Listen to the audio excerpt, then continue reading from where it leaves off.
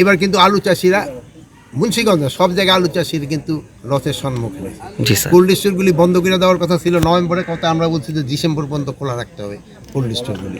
এই আলুতে সত্যিভাবে বলতে এরা লুজার হয়েছে, কিন্তু আবার আল্লাহ কিছুটা সুবিধা, ধানটা আবার কিন্তু ভালো হয়েছে। নির্বাচনটা হলো নির্ভর করে, প্রথম স্টেক হলো জনগণ, তারপরে হলো যেই দল পার্টিসিপেট করে তারা, তারপরে হলো ইলেকশন কমিশন, তারপরে হলো প্রশাসন, তারপরে হলো আইন শৃঙ্খলা বাহিনী। জনগণ যে সময় নির্বাচনমুখী হয়ে যাবে সেই সময় তাদের কেউ বাধা দিয়ে রাখতে পারবে না। নির্বাচন ভালোভাবে হয়ে যাবে আল্লাহ দিলে।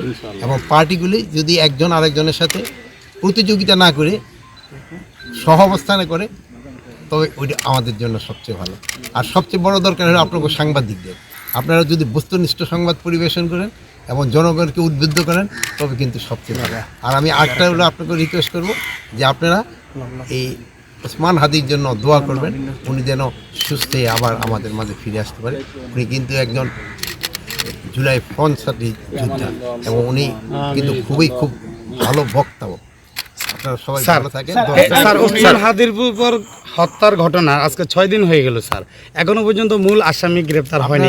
এই বিষয়ে প্রশাসন গ্রেপ্তার হয় নাই সত্যি, কিন্তু তার সাহায্যকারী যারা ছিল এবং হাতিয়ার ওইগুলি কিন্তু স্যার ওই যে মুন্সিগঞ্জ আলুর একটা বিষয় স্যার, আলুর একটা বিষয় স্যার, মুন্সিগঞ্জ আমাদের লোকসান মাথায় নিয়ে স্যার, লোকসানের মাথায় আমরা প্রণোদন দেওয়ার চিন্তা ভাবনা করা হচ্ছে সামনে।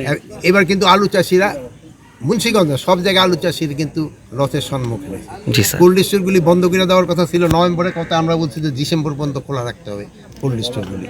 এই আলুতে সত্যিভাবে বলতে এরা লুজার হয়েছে, কিন্তু আবার আল্লাহ কিছুটা সুবিধা, ধানটা আবার কিন্তু ভালো হয়েছে।